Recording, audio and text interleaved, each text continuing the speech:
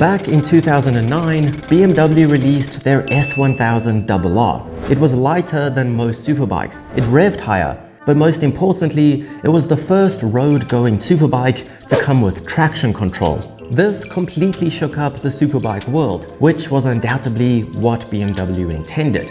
But I also think that it had more negative impacts than anyone realized at the time.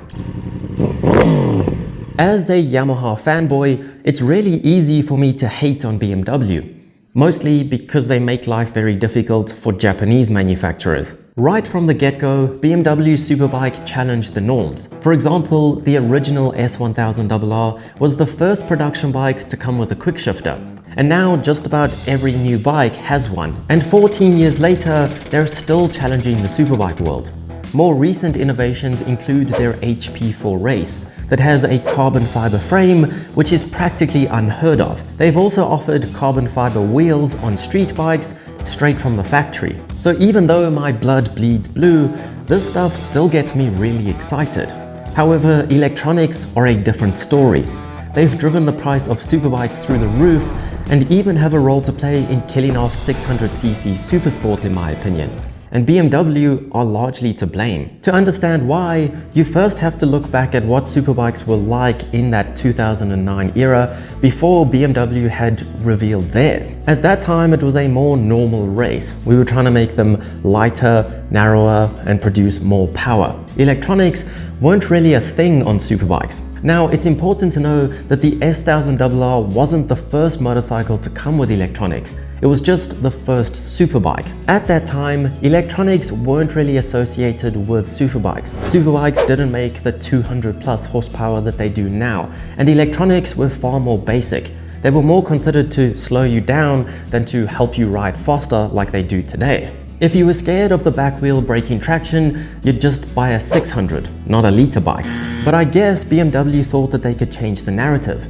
They had a history of electronics in fast cars, and they thought they could do it just as good on fast motorcycles. To be fair, traction control has been a thing on motorcycles since the 90s, and it was in MotoGP before BMW put it on the S1000RR. The first sign of traction control on, say, Yamaha's M1 MotoGP bike was as early as 2006. But since BMW launched a superbike with this level of technology, all the other manufacturers were forced to try and keep up. It didn't really take long. I think Aprilia were one of the first in about 2010, and Suzuki were obviously last in about 2017, I think. These days, rider aids are found almost everywhere.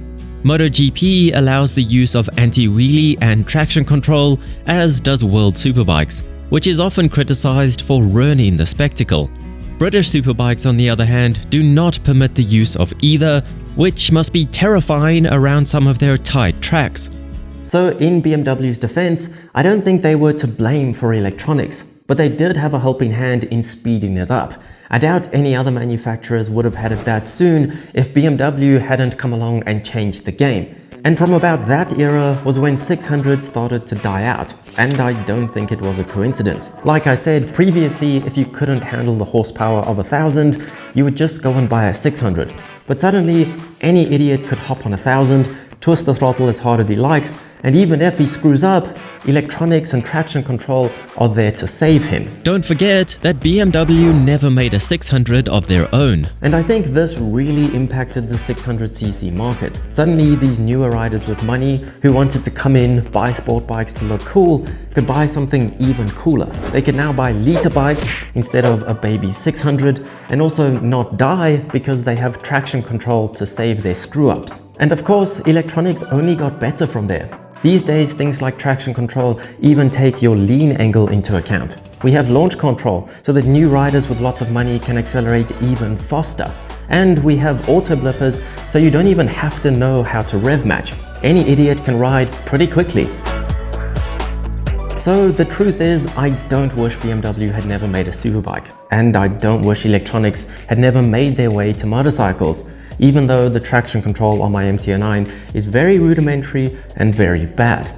Innovation is a part of life. We want bikes to get better, we want them to get faster, and we do want them to be safer. Because if more people buy superbikes, that'll put more money into the sport we love. So all of this to say that I really wish manufacturers would start selling superbikes exactly like they are today, but without all the electronics for, say, $2,000 less, maybe more. I have no idea how much electronics really cost. To put it into perspective, the cheapest superbike you can buy right now is the Suzuki, which hasn't been updated in 7 years, yet still costs $16,000. All I really want in life is a modern superbike, something that makes insane power, looks brilliant, weighs nothing and is super narrow, but for less money because I'm a cheapskate. I have no doubt that there are plenty of guys out there who aren't new to riding, who are used to riding bikes with excessive power, but would happily buy the cheaper model because they also don't want or need electronics to save them.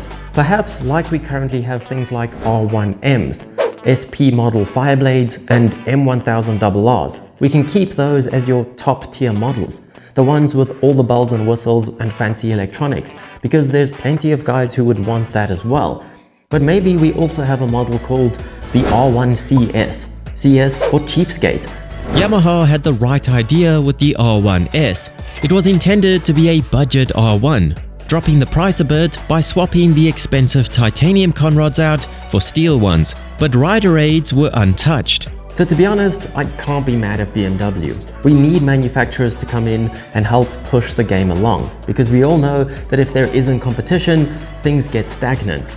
So maybe BMW isn't entirely to blame for killing off 600s and bringing electronics to superbikes, but they are a part of the cause and easy to blame. But I love them nevertheless. My quick ride on an XR and a GS was a very fun day. Let me know if you like the idea of a cheaper superbike without electronics and if you'd consider buying one, and I'll see you on the next ride.